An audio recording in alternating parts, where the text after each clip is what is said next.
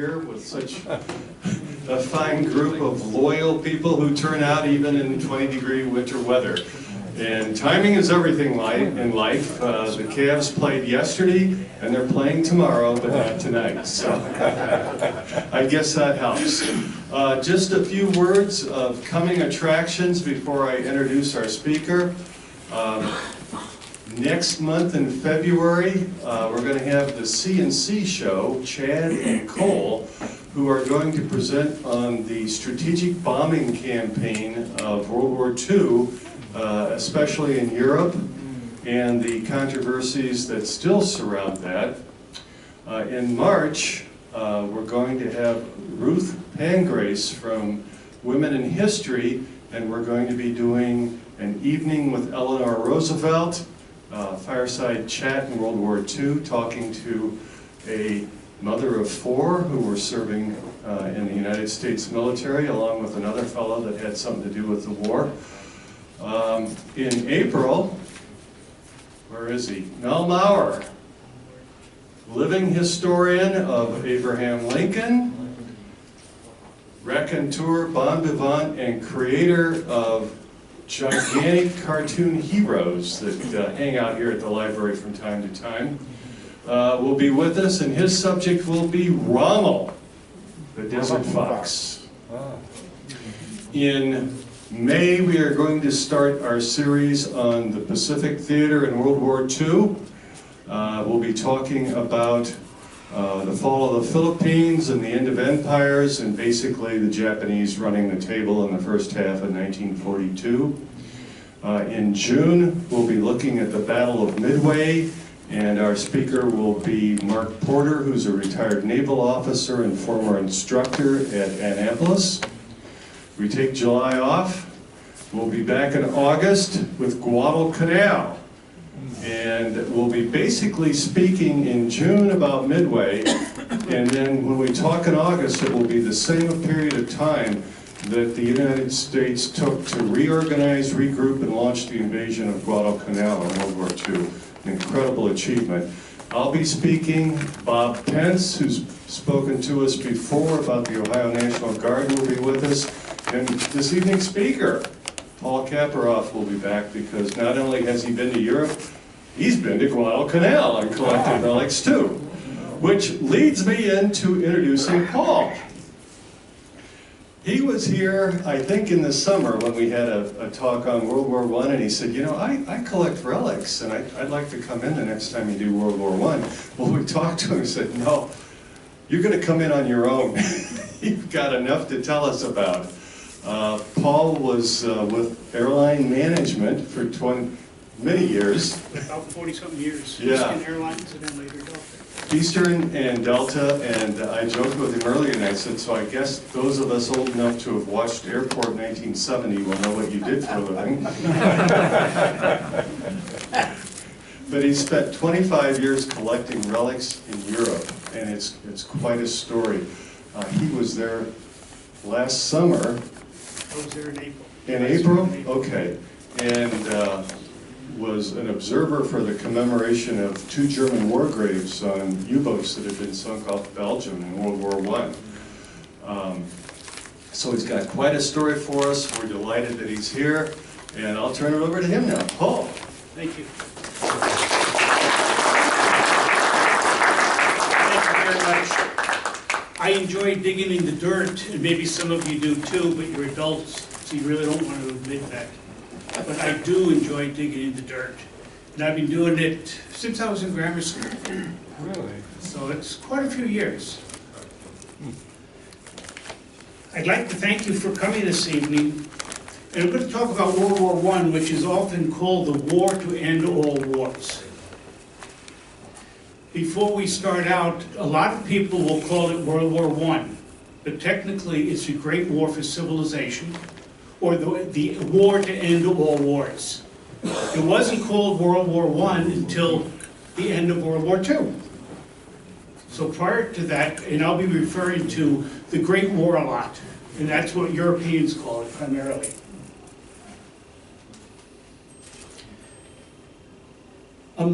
The war has many legacies, witnessing battlefields, places that bear unthinkable, extraordinary courage to the soldiers that fought. Many, many scenes of unimaginable violence. World War I, or the Great War, it was a unique way for fighting. Sacrifices are made, the lessons learned a century ago. As I said, my name is Paul Kaparoff, and I've been interested in military history since I was in grammar school, quite a long time ago. I grew up on Long Island, New York, and I would go to military shows, flea markets, wherever I could find medals that were for sale. And at that time, a lot of the vets were selling their things. I would travel quite a bit to Europe with my family. And wherever we would go, I'd go to military stores, museums, anywhere I could spend my money or my allowance. I would always buy medals for my budding collection. The memories or scattered remnants of World War I battlefields are among the most significant sites in the 20th century. And significant sites of the 20th century where history feels palatable, beneath the earth and in the air. From the trenches of the Western Front to the rugged landscapes of Gallipoli. Now, the Gallipoli is another campaign in the Dardanelles in Turkey. I was there digging a number of years ago as well. The battlefields are transferred into some of the most intense and transformative moments of the war. As I said, growing up, I traveled to Europe with my family many times. I've had the fortune to visit various antique shows and markets. My first solo trip when I was 16, I was in junior high at the time, and I hitchhiked through Europe, started in Paris, went to the Normandy beaches, and then followed the route of the Allies into Berlin. At that time, you could walk the beaches of Normandy and still find relics at low tide, or also inland from the beach. And these weren't necessarily buried that deep, a lot of them were just laying on the surface. Throughout my many travels, I have begun to have a passion for battlefields, specifically in Belgium and France, even, which I'll focus on this evening. Flanders Field, located in the region of Flanders in Belgium, is one of the most iconic and poignant symbols of the war. The area was a battle of intense and prolonged fighting, including major battles such as the First, Second, and Third Battle of Ypres. Now you'll hear the word Ypres, Ypres, or Ypres. The British called it wipers. They didn't know how to pronounce the proper French or Belgian word, so they would often call it wipers. The trenches in Flanders Field were a critical part of the front line during World War I and are a powerful reminder of the brutal conditions lived by the soldiers. Trenches can be found in almost every area in Ypres. Some have been rebuilt to reflect the way they were during the war, and what you see on the screen is on the left is a German trench. It's in an area called Barrowwald, and then the other side, on the right-hand side, is a Belgian French trench. The Germans used sticks to put up the walls. The British and the French used sandbags. These are now pretend sandbags made of concrete. Trenches were often flooded due to the high water table in Flanders. Some of them today, when you're walking around, look like long furrows in the ground. Those are trenches, they're still there. Some of them have been filled in. Others you have, reconstructed for tourists and so forth. Trenches were often flooded due to the high water table in Flanders, leading to the disease like trench foot.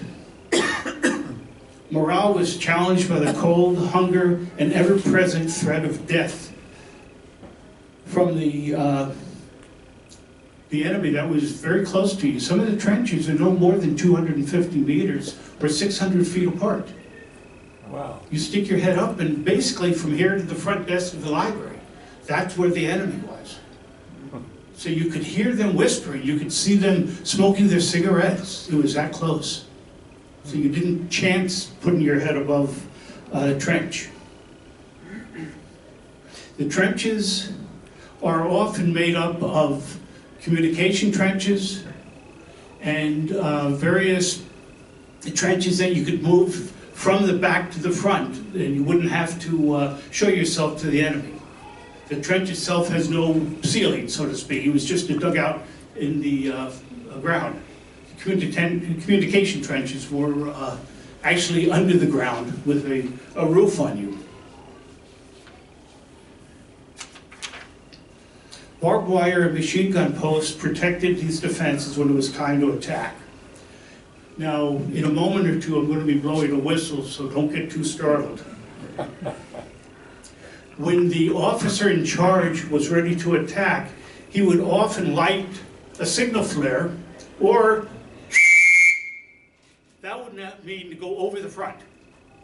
And that sound is what a lot of soldiers heard for the last time that they were living. Once they heard that whistle, they got up and ran. But many, many of them were shot instantly, and that's the sound that they heard.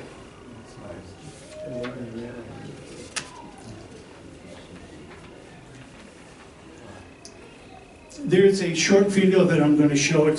It's in Belgium. It's called The Trench of Death. And it only lasts just a moment or two, and you'll see what the trenches were like. They've been restored for the tourists.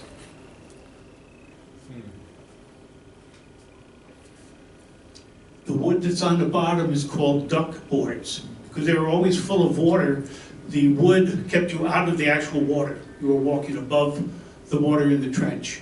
Most of the ones I've seen didn't have a wooden floor like that. They were just mud and puddles. A lot So of them were they mud went to- puddles. That's not how they look like in real pictures.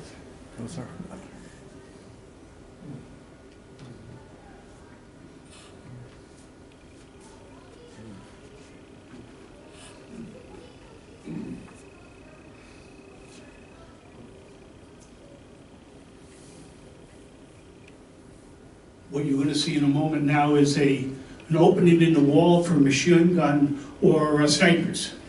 The German trenches were no more than 200 and some odd meters away, so they were quite close. What was that hole for again? Snipers and machine guns. Oh, Now you see the red flower. Remember that for a little bit later on. During the hardship of war, it often evoked creativity amongst those affected by the war to create trench art. Trench art offers these soldiers an opportunity to make something they were either wounded, invalids, they were made by civilians, or as soldiers during a so-called lull in the fighting. They used anything that they could find that was associated with war, such as shell casings, bullets, or scrap metal, among other common materials. Various pictures of trench art. The top left hand is a small little shrapnel ball, which I have shrapnel balls on the table. Those are artillery shells, and they would often be handmade. They're not made by machine. And the tracing would include shell casings that were frequently engraved and embossed and shaped into vases, ashtrays with floral motifs, bullets that had religious type scenes in them. They might have a picture, or not a picture, but a mural of the Virgin Mary or a statue of the Virgin Mary. They would cut out the shell and put the statue inside. Many, many of these items are in private museums and also personal collections. It shows a reminder of human stories behind the war. Here's a vase that was made and a shell casing that's embossed. We had a lot of Chinese soldiers fighting in the Flanders Field area, and their shells, The intricate work is just phenomenal. These are in a museum in Flanders Field, and then also in the Imperial War Museum. And it's very, the handmade workmanship is incredible. This is a French 37 millimeter shell, or a pom-pom gun. And we can pass this around. This is the bottom half of the shell. And on the shell is the front of a German enlisted man's buckle, and it reads "Gott mit uns," which means God with us. Okay. This was the type of trench art that the soldiers wanted. And they were very popular. They would go and trade items to the soldiers. They would trade for helmets, guns, an iron cross. They were very popular items. And they would trade them for cigarettes, foodstuffs, anything that I needed or you needed to survive. They would go to a soldier who happened to have extra things, and hey, I'll give you this for that. And this has been throughout history. Soldiers have always traded, wheeled and dealed for things. The other item that I want to discuss, and it's actually too heavy to pass around, it's a British 18-pound artillery shell. It is half full of shrapnel balls. Now, a friend of mine that lives in Belgium and is a fellow collector, his hobby is artillery shells and grenades. He cuts them in half for display and then puts them on his shelves. He does sell some as well. This would be filled with shrapnel balls. And just imagine, it's on a time fuse that would explode above the ground. And the balls would go just all over. And the devastation to the human body is unimaginable. People were killed by bullets, but the shrapnel and the balls like this that were out in the field, it's unimaginable that so many people were killed. Like a shotgun, right? But basically like a shotgun, yes, but larger balls, much larger balls. But again, after the talk, you can come up and pick it up and see what it's like. A third item that we're going to talk about, I'd like to ask Anthony to come up.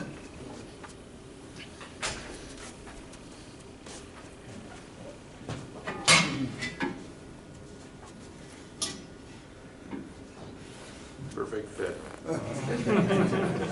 This is a complete German body armor set. It was made by the Krupp Steelworks.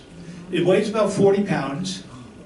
And the Germans, primarily snipers and machine gunners, would wear this to have some type of protection from the bullets that were coming. A lot of them would take off the bottom plates to make it a little bit lighter. On the table over there, you'll see I have a sniper's shield. They would lay behind the sniper's shield, put the rifle through the hole, and try to shoot off or pop off the different people. But imagine wearing this. Due to its weight and the mobility aspect, the Germans and Americans and the French and the British, they all had body armor, but it wasn't practical. It was not practical, so eventually it was in disuse. But this aspect goes back to pre-Napoleonic days, when the cuirassiers would wear this on their uniforms. Thank you.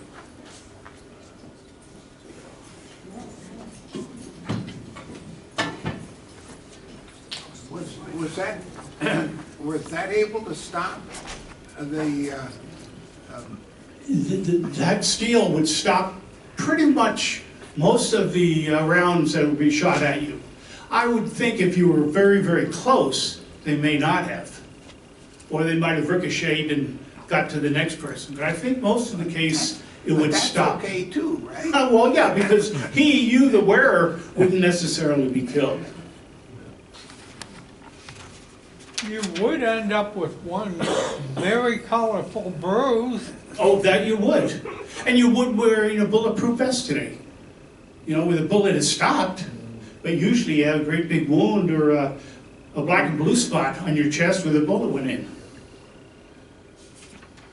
How did you get that piece back with you? My daughter asked me about that. Whenever she drops me off at the airport, I usually have one suitcase, large. And I come home with extra suitcases and a number of boxes. That complete set will fit in a large checked bag. And that was in a checked suitcase. Heavy, but it was a checked suitcase. My granddaughter went with me on that trip, and as my son-in-law is gone too, my granddaughter was, I think 12 at the time. She brought back a French body armor in her suitcase. So she said, "Grandpa, I'll put it, but I'm not going to carry it. It's just too heavy for me." I've come up with many, many ingenious ways of getting things home. Getting through security. Security prior to 9/11, you could take anything on the airplane with you with no problems. One year, Josh, my son-in-law, went with me, and we were coming out of Amsterdam, and he went right through security. They stopped me, of course, and, well, what do you have? What's this? Well, I had some, I think it was bullets, I believe. And they were all, rusty and beat up and everything. They were old, World War I. Well, they took the bullets. They confiscated them. They brought the soldiers over. They were police. They confiscated them. However, they didn't find the other items that were in the suitcase. And they were hand grenades. I don't have a whole lot of respect for GSA, or the foreign GSA, because I've gotten through with things that I shouldn't, and other things that I didn't feel anything about, they grabbed. I've had other packages stolen in the mail, whether it be stolen by the US or the European mail system, but I've had a number of packages stolen. So those things I shipped home, I paid for somebody's collection. In 2017, I was visiting an area of Passchendaele. Passchendaele was a major battle during 1917. And these are some trenches that I talked about. They're communication trenches. And for about 2 weeks, these trenches were open to the public, and I just happened to be there at the time. So I walked through them. There was water in the ground. These didn't have any duckboards. It was just mud and so forth. And they would have originally been lit by candles or kerosene lamps. They didn't have light bulbs. So you can imagine how dark, claustrophobic, stinky this was. And the men lived in these things for years. Reminds me of the tunnel system we encountered in Vietnam. The Chu Chi tunnels. And those openings are too small for me to go into. I'm big, but too claustrophobic. I did not do it, even though they increased the openings. They had a little group that they called tunnel rats, and those were all people that were 5 foot or shorter. And you had to be crazy. I wouldn't go down in a hole that I didn't know who was there, what was there, and what was going, branching up. Not me. And the tunnels that you're talking about were multi-level too. They went down 30 to 40 feet deep. Oh yeah, they So, had hospitals. Complete underground cities. Paul, Then, yes. are those open periodically? No, no. They were only open one time when I happened to be there with a friend by the name of Dennis. Lucky you. They happened to be there open. We went in, and 2 weeks after that, they closed them up forever. Okay. So we were lucky to be there at that time. But I have some claustrophobia, and that really concerned me when I went into those. Yes? Did they have like a specific group that would dig all these things out, or was it just the common soldiery who would just make all this stuff? The common soldier did most of the digging. World War I had a massive amount of underground tunnels were made from mines, and these were made primarily by the Irish. They were tunnel builders, so they dug a lot of the underground mines. But the ordinary soldier, he would just use a pickaxe and a shovel and dig. The name Flanders Field is immortalized by a Lieutenant Colonel John McCrae.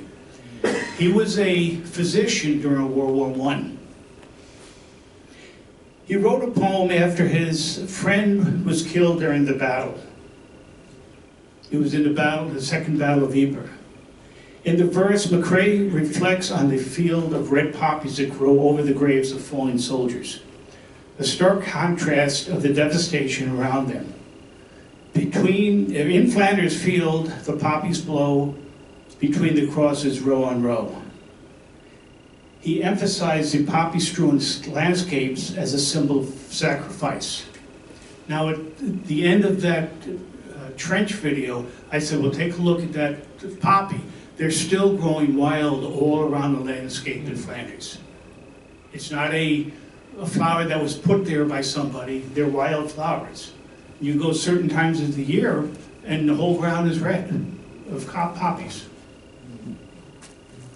One reason we celebrate in Armistice Day or Memorial Day, you donate money, they'll give you a poppy. A lot of people say, well, why? What's the poppy got to do with anything? It goes back to the poem Flanders Field and the sacrifice that the soldiers made. If you get a blue poppy, it's German. The red is for the Allies. Today, the fields themselves are more tranquil, home to preserved farms, cemeteries, and memorials that honor the thousands who fought and died there. The medical bunker that McCrae used to help his comrades is still available to go through. This is what the bunker looks like, and then a picture on the right is me in the bunker looking out the front door. These would not have had any lights, maybe candles, or kerosene lamps, but mostly just candles. But these are dressing stations where the soldiers were fixed up or semi put back together, and then they were taken back to the back. Visiting Flanders Field offers a profound opportunity to connect with history walking among the cemeteries, such as Tynecott or Langemark, or standing in the entrances of Ypres at the Menin Gate or the Lille Gate. One cannot help but feel the weight of the past. These are pictures of Flanders then and now. The top the top left-hand corner is the wartime picture of the cloth hall in Flanders. Right hand is also the town that was destroyed. The bottom left is what the cloth hall looks like today.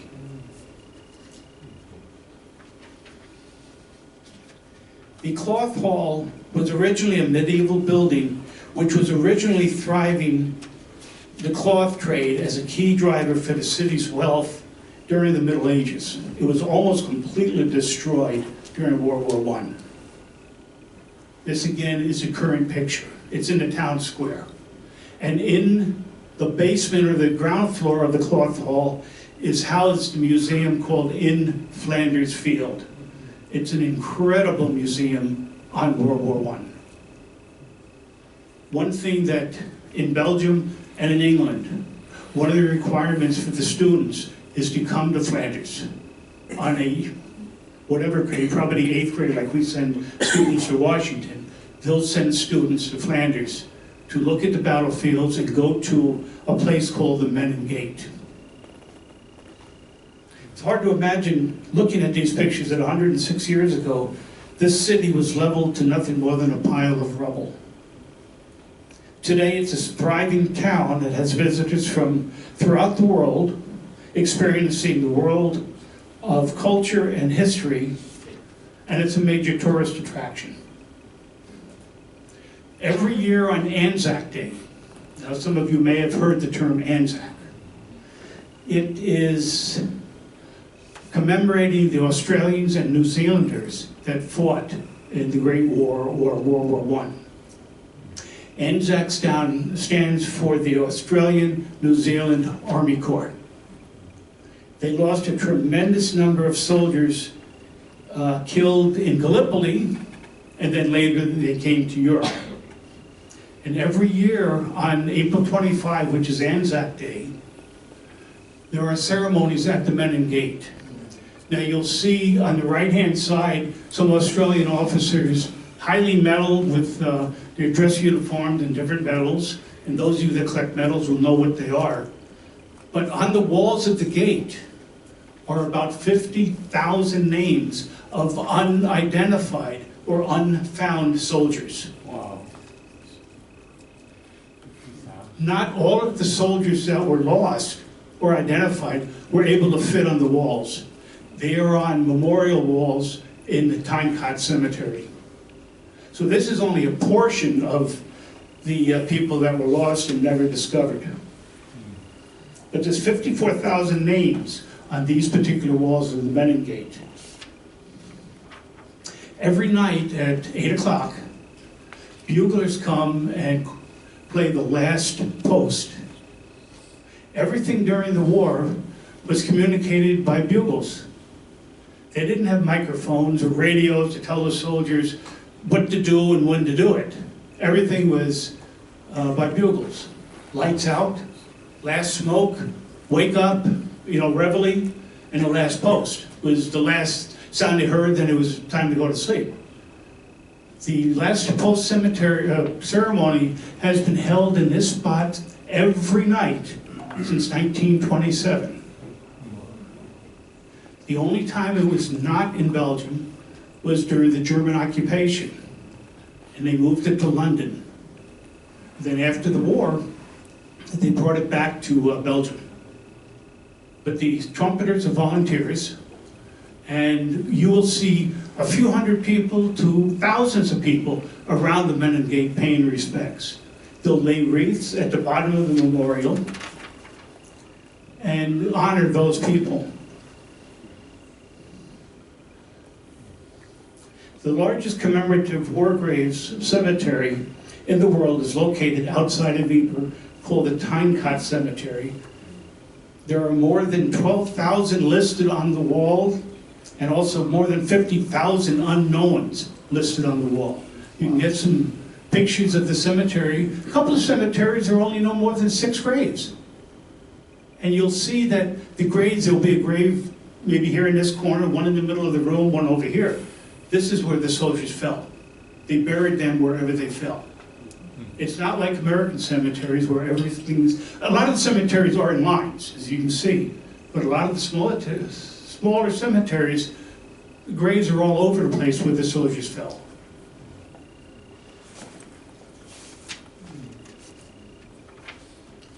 A very large German cemetery outside of town was called Langmark Cemetery. It is the final resting place for more than 44,000 identified German soldiers and more than 35,000 unknown German soldiers buried in a mass grave.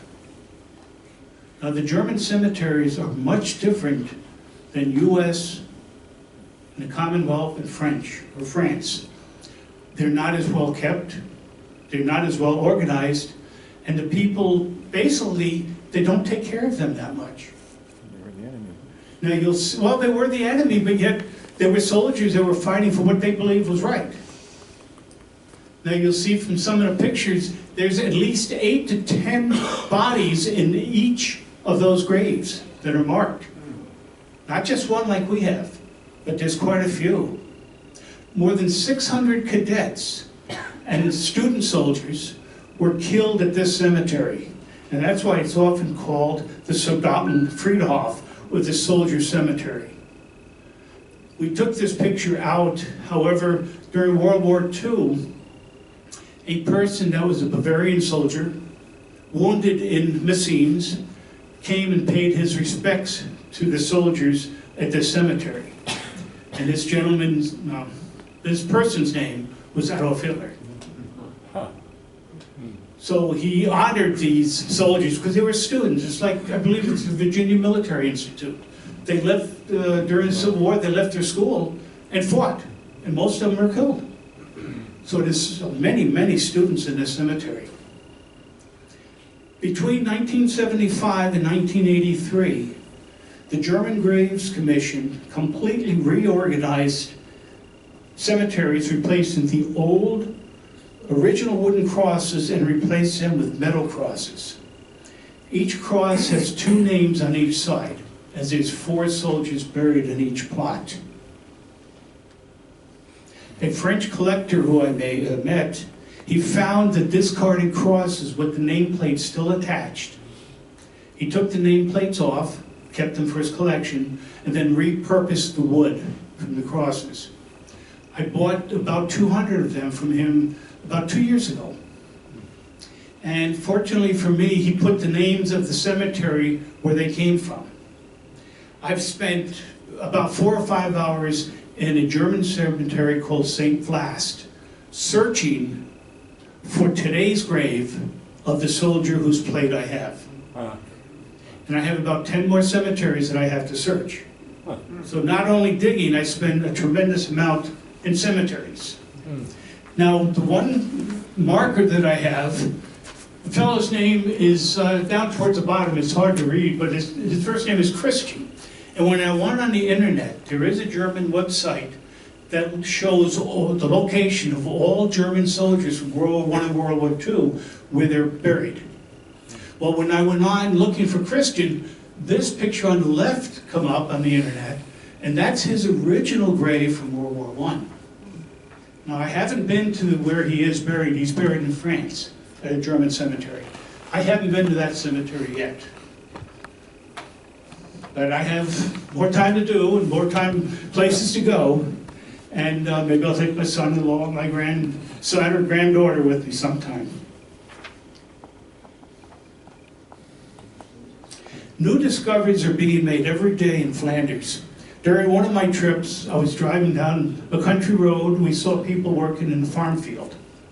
Caught my curiosity, so I stopped and parked the car. I walked over and the first thing they said was, "No photos, no photos." Well, it was construction people making, cutting in the ground for new electrical lines. They had discovered some bodies from World War I. Wow. They're all over. They're being found today. So when they find them, they stop what they're doing, just like they would do on Indian cemeteries in the West. They have to search out and find out who they are, when they died, and so forth. But it's not atypical to see. They are, again, finding bodies. Just recently, there was something on the internet that they found some more remains in Ypres in the last month or so, I believe. In an area in France called Fromelles, in 2007, they discovered a mass grave of over 300 Australians.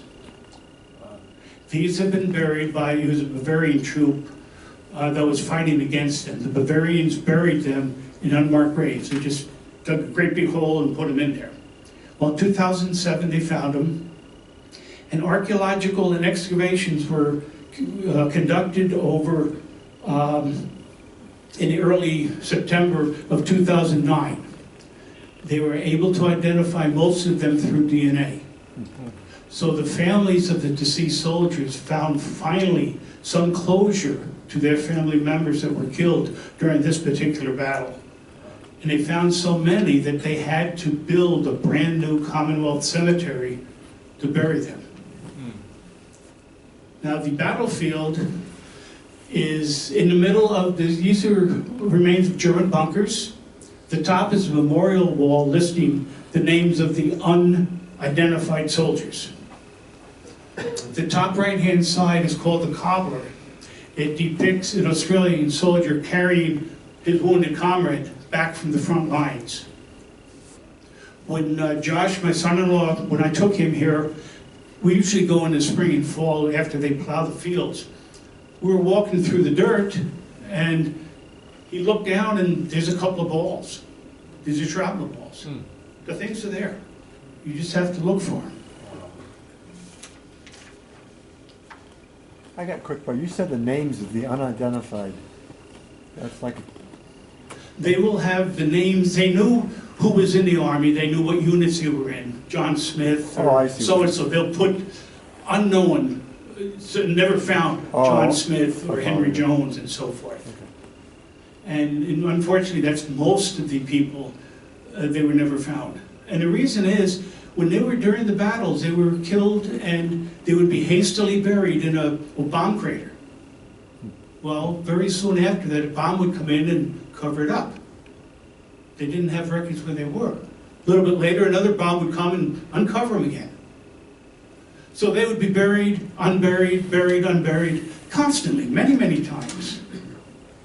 So that's one of the reasons why they don't know who they are or where they are. I've been to France and Belgium battlefields during the spring and fall, as I mentioned. I go after the farmers plow their fields, either before they go to plant or after they've harvested. And that's when I walk through the fields and I will look down and see pieces of green color items. These are bullet heads. I'll find gray balls, shrapnel balls. I'll find large artillery shells, large pieces of shrapnel. You can see there's two hands here holding balls that we found. Shrapnel balls are up on the top.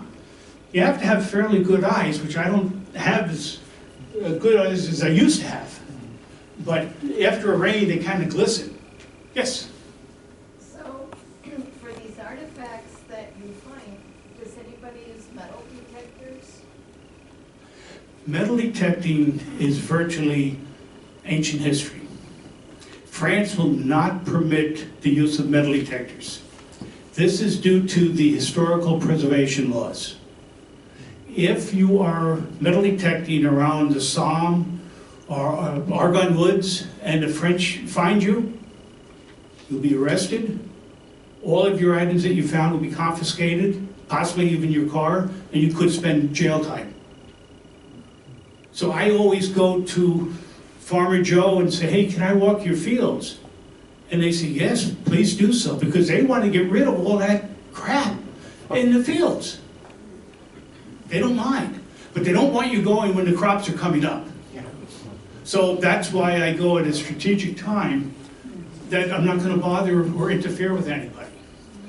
These are 3 pieces of pottery I found in April. They could be from pottery or plateware from the soldiers or other things that they might have carried. And you can see how this would show up. You know, the colors would show up. So I just reached down and grabbed a few. There's so many more that you can only bring home so much. And my family says, Dad, you bring home too much. But you can only bring home so much.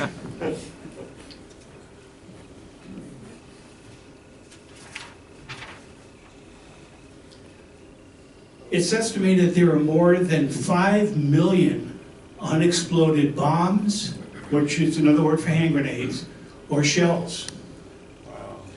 Large items such as artillery shells are often collected by the farmers, and you don't go to see if it's live or not, you assume it is. They would put them on the side of the road in a special spot, pile them up, and then they'll call the bomb squad. And the bomb squad will come and take it away. This is called the iron harvest. Legitimately, the iron harvest. And you can see pictures of them just piled up. And there's over 5 million still volatile, still live. Wow. 50 tons. Wow. It's amazing when you think of it. Wow. One of the areas that I've searched for is the Argonne Forest. Now, those of you that have followed the U.S. involvement in World War I, the Argonne Forest was the area where the U.S. Marines fought. And during the Argonne campaign, or the Meuse Argonne campaign, there was over 26,000 Americans killed, and over 30,000 wounded. This is one of the largest concentrations of Americans that were killed during the war. How many Americans died in the war? That was on the very first screen. I don't remember honestly, but we'll bring it up again. You can I see. thought it just showed British. How much? I thought it was 500,000. They might be close. Yes. Wow, No, no. World War. that's only That's 2 more. years. Yes. 2 years.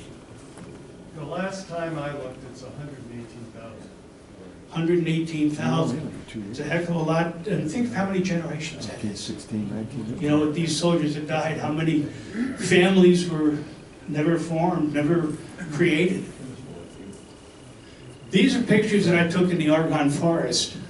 If you look closely, you will see shells that are laying in the grass, in the ivy. There's a shell right here in the bottom right-hand corner. They're all over. And, you know, like a fool, I have picked some of them up to get my picture taken with the shell and so forth. But this is in the Argonne. And it's hard to see some of these things. I found rolls, complete rolls of barbed wire. The stuff is just out and around.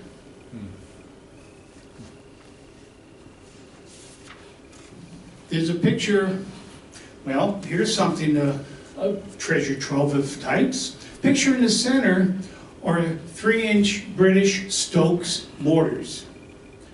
These were found by a friend of mine, a friend that made this cutout, and myself. We were in the Somme about 2 years ago. And we found these in a bomb crater that was filled with water. We took them out, they were all live. So we had to take them apart, take the powder out, take the army device off them. I kept a few, kept them uncut. He cuts them for display, so you can see what the inside looks like this. On the right is a German mine mortar. It's like a trench, a mortar, trench mortar. And the top part, I have one that I found in the field on the table over there. And on the left-hand side is a mortar that shot those British Stokes rounds. That again will come back in my suitcase. I take it apart, and if somebody asks me, if you look at it over there, you'll say, oh, it looks a lot like a muffler. Well, it's an old motorcycle muffler, because the ends have been taken off. So hopefully they won't know anything about motorcycles or think that it's nothing other than a muffler. These are pictures of bayonets that are up on the front table. This is the condition of the things I find. Rusty, broken. The wooden handles are almost non-existent. They're rusted away. The grenade is rusted away. This one still has a spoon or handle on it. But this is the type of things we find.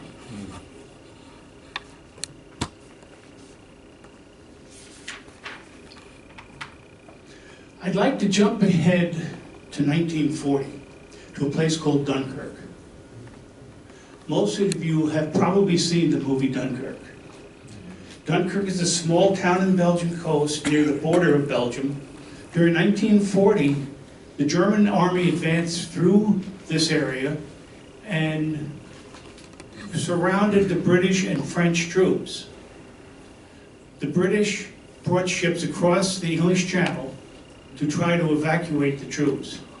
If they weren't able to evacuate them, probably the entire British army would have been lost to the Germans. More than 330,000 soldiers, French and British, were removed from the beaches. Now, I've been going back to Belgium for about 25 years, and I've met many friends. One is a marine archaeologist. He has been approached by the Belgian government numerous times to identify raised ships. And these are pictures of him digging. Now, he's using a metal detector because this is prior to 2017. The two ships are on the right-hand side. These are ships that used to ply the waters of the Thames estuary. They were brought across the channel and were going to take British soldiers back to England. Well, there was some that were blown up. They're still in the water, and at low tide, you can walk out to them. Technically, you're not allowed to steal stuff from them, but to examine them and see what they're like. And they're marked with buoys, so the ships that are out in the water know that there's an underground or underwater obstacle. And you can see the buoy has a little design of a ship at the bottom, and they're still attached by chain to the ships. And at high tide, they're floated in the water. And it's at this point I've been able to walk the beaches of Dunkirk looking for things. And I was there in 2017, and I was able to use a metal detector. And some of the things I found I have on display, but I was able to find Enfield rifles, a couple of helmets, buttons, personal artifacts, and you can see the rifles that I found were still loaded. In order to get them back to the States, I had to take the bullets out of the rifles. They're still loaded with a .303. Yes, they're going to say you can shoot them. Well, you can't. It's all rotted, but the powder is still volatile. If you took it apart and lit the powder, you're going to go, it's going to light. But those are the bullets that the TSA in Belgium found and took from me. Yes? Did the TSA keep them, or were you able to? Oh, no. No, the TSA with the people that are inspecting, they call the police who are at the checkpoint, like in Cleveland. Yeah. The police are the ones that came over, and he thought it was World War II. And I said, no, you dumb shit. And I told him exactly what they were and how I found them. He had to go on the computer and verify that's what it was, but they did confiscate them. And they took pictures of my passport and asked me why I had them and what I was doing with them. And, but he didn't find the other things. So normally I'm fairly lucky. The one rifle's just sitting in a wheelbarrow. I had to take the barnacles off to get to the bullets. And I do have a rifle over there on display. Over the years, a lot of the barnacles have fallen off, but it still gives you an idea of what it was like when I got them.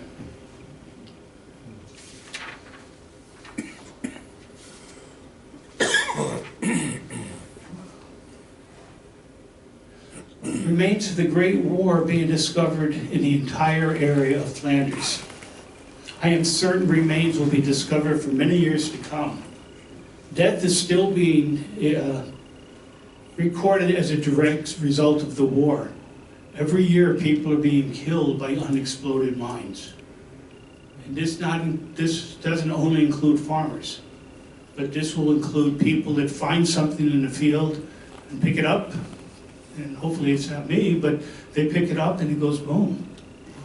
Some of your farmers will put metal plates underneath their plows and tractors to help deflect something if they run over a mine or a bomb. And this is the same in Vietnam, in Asia, Cambodia, and even in North Africa. Someone's going to be talking about Rommel. There's still a lot of live rounds there. So the farmers will put plates underneath their tractors to try to prevent their demise. Just out of curiosity, can't farmers use metal detectors for their own safety? They can on their own property, yes. But most of them probably don't want to take the time. They're there to farm. You know, if you're walking the field, think how long it's going to take you. So unless you put it on the tractor, then you have to stop every couple of minutes and what did I find and dig it up. So they do have collections of their own. You'll go to the barns and they'll have things they found. Machine guns still on the tripods. They dig them up, all kinds of things. Oh. But to them, it's just Junk. more junk in the field. I want to get rid of it. To us, it's treasures. To some of us, it's even more than treasures. So it depends on what your interest is. In 2020, workers by the town of Messines in Belgium discovered an underground German bunker. It was 20 feet deep. Wow. And there was enough material inside to house all of these people, up to 300 Germans. There was bottles, bayonets, guns, and it was discovered when they were building more trenches for either sewers or phone lines and so forth. But every day there's things being found. Artifacts are all over the place. The relics, whether personal items, trench art, or unexpected ordnance, provides tangible connection to the soldiers and civilians who lived through the conflict. Preserving and studying these artifacts allow us to honor these that fought and died while gaining better understanding of the war's impact. I've been, as I said, been collecting for 25 years, even longer. I've been digging for 25 years. Been collecting long before that. Now I have on the screen there, if any of you have further questions, you can take a picture of my website or my address, and I'll happily answer any questions that you might have. But if you do have questions, please feel free to raise your hand and I'll try to answer them. Yes, sir. We got a trench here, 600 feet, you got a Indy trench. How do they dig those trenches when they're so close? Well, a lot of times they were, 600 feet apart or so. They would dig them under the fire of the guns. Some soldiers would be shooting, trying to keep their heads down while the others were digging. They didn't say, hey, stop, and let us dig. Yeah, that's my point. How do you do something like that? Very quickly, but that's how they dug. One thing, the area that I was at, in Flanders, you've probably heard the Christmas truce. Yeah. This is a legitimate thing. There are about 3 spots in Flanders where the war stopped. The Germans got out of their trench. The British got out of their trenches. They exchanged pleasantries. They exchanged smokes, candy, hey, I'll give you one of my bullets, or a button if you give me one of yours. And these sites are on display. They have one, it's a great big square, looks like a playpen, but it's jammed full of soccer balls. People bring the soccer balls and put them there. But the Christmas truce was a true thing. It was not accepted by the higher ups, but it happened. Yes? Now, the round objects are grenades. I recognize the bayonets. These 3 objects on the top left, what are they? The 3 objects on the top left are fuses from German hand grenades. The bottom left is a German hand grenade, but it has what's called a transportation fuse. That was put in there when they were transporting the fuse from, say, the depot to the front lines. They'd unscrew it and then put a live fuse in it. Oh, okay. The 2 round items, they're not World War I. Does anyone know what they might be? They were found in Okinawa. Japanese hand grenades. They're last-ditch Japanese hand grenades. They're ceramic. Oh. They would wear them on their belt. And a lot of them, because they were ceramic, would just break, but it was a last-ditch item. But they were Japanese hand grenades, yes. And that's the one on the far right? The far right is a head, a fuse head, much like this here on this Oh, shelf. I see. And the bottom is an identity disc, or a dog tag. Oh, okay, I thought that might be Germans had off, dog tags, British, all soldiers had dog tags. And part of it would stay with the body, part of it would go back to the headquarters. Yes, sir. Who did the Chinese fight for? British. Well, Hong Kong and other parts of China, but they fought with the British. We had, but the British had Indian troops from India. I mean, it was a lot. And some of the cemeteries around Verdun, you had Muslim cemeteries, Chinese cemeteries, with the appropriate Muslim emblem, with the Star of David for the Jewish and so forth. I have a question about, I have a special interest in the medical advances that were taking place during this war, out of necessity for one thing, but obviously they were getting their act together with the forward casualty clearing stations. Have you in your travels run across any evidences of those where they would have set them up in some of the major battlefields, and have you found any, or you know of anyone finding artifacts related to those? She's wondering about the medical aspect, and if I found any medical related items. The dressing station that I showed before from John McCrae, that was the type of bunker that would be used to do triage, and then they would send it back to the lines. But as far as Red Cross items, no, I have not found any. One thing that's unusual, but yet it's unusual by American standards, most Europeans that live in Belgium and France have adopted American soldiers. Every Memorial Day, they will go to the cemetery to their adopted soldier and plant a flag and put flowers down. And I have some friends that live in Ypres. They have 37 or so soldiers at different cemeteries, Canadian and American. So these graves are maintained like we do. And one girl, one of her Tommies, he was wounded in action, and it's a sad story because the medics had put him on the ground on a stretcher. It was at night. Well, a hospital Red Cross wagon came by, rolled over him and killed him. So that's how her adopted soldier died. But there were dressing stations all over, and not just, British, but German as well. Do you know anyone that specializes in medical collections? They have a museum downtown, I think. I think there is a museum downtown, but I don't know of anybody specifically the Red Cross. It's kind of with relics and so forth, but not specifically Red Cross. I didn't know Cindy might have had. I was trying to think of an individual that you could recommend to. Yeah, no, I have to get down there because they kept ones. Yes, sir. Have you ever tried to locate someone that served in World War I? Yes, yeah, I spent a lot of time researching Is it soldiers. easy? Is it difficult? If you have the knowledge of where to look, it's fairly easy. Is there like a website? There's websites out there. I have a lot of microfiche files listing all the fatal casualties of the various wars. The German website by the German war graves, they list all the soldiers that were killed and where they're buried. So yes, you can research Americans and other nationalities. One thing about the British and the Commonwealth, all of their medals were numbered and named. So every medal you find has a name on it. And they kept meticulous records. But if you want, jot down my address, send me a note and I can give you some information or even research. And I've done a lot of research for Vietnam veterans, trying to get their medals that they just got rid of when they came back.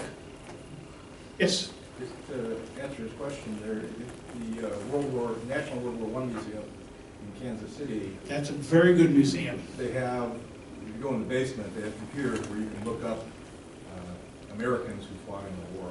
And it's all free. It's all free. Sometimes you have to make an appointment because it's a very popular research, but it's all free.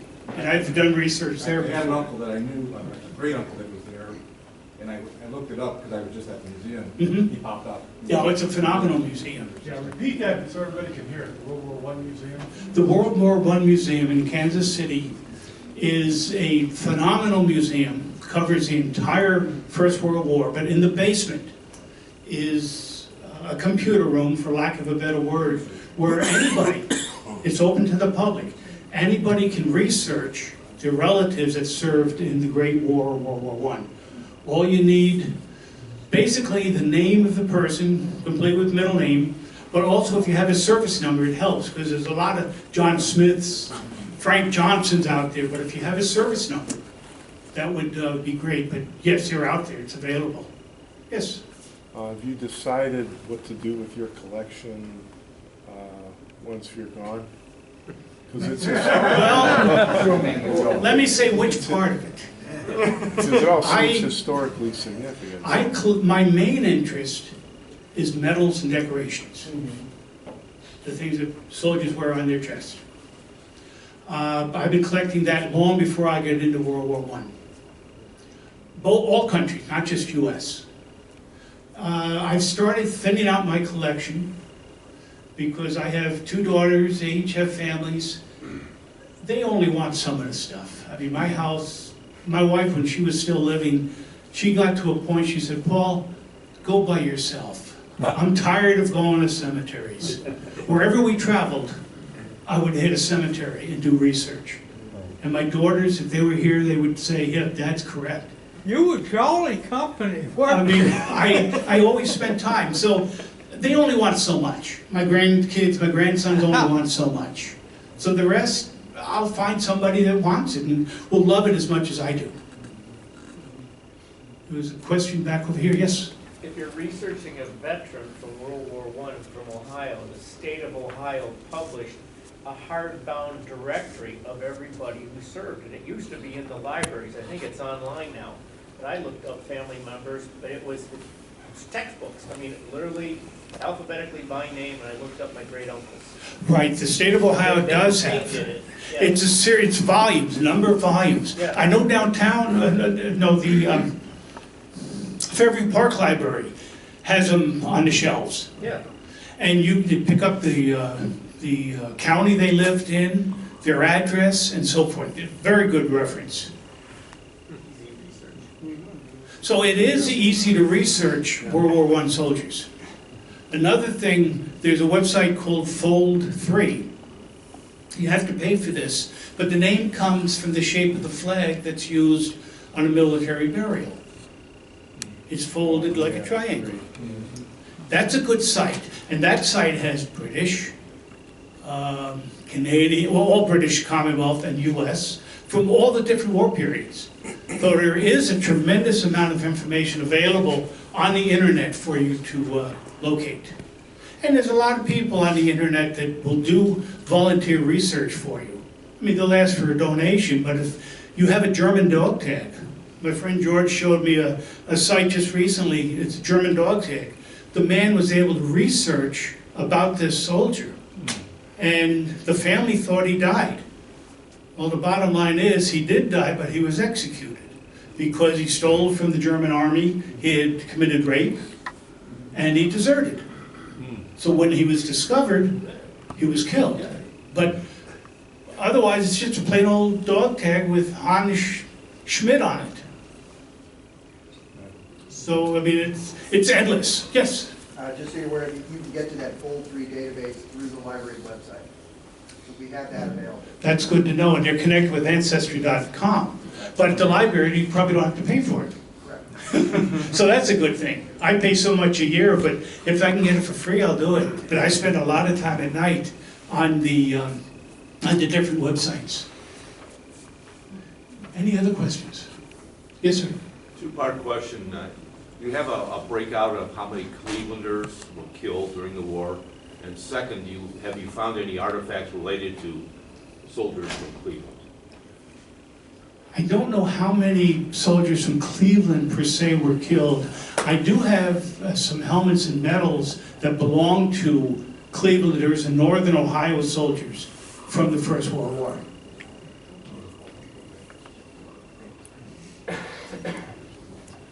Yes? You said you grew up on Long Island. Do you live here now? I live in Parma Heights now. I grew up on Long Island.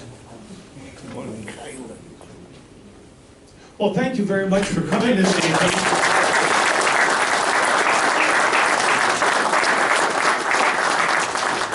Trouble with Chad, if I don't remind everybody, please fill out one of these. One of the reasons we spent 5 sessions on World War I over the last year is because a number of you a couple of years ago said, we want World War I. So give us some feedback on what you want to do. And thank you very much. Thank you. And you want to go over there then?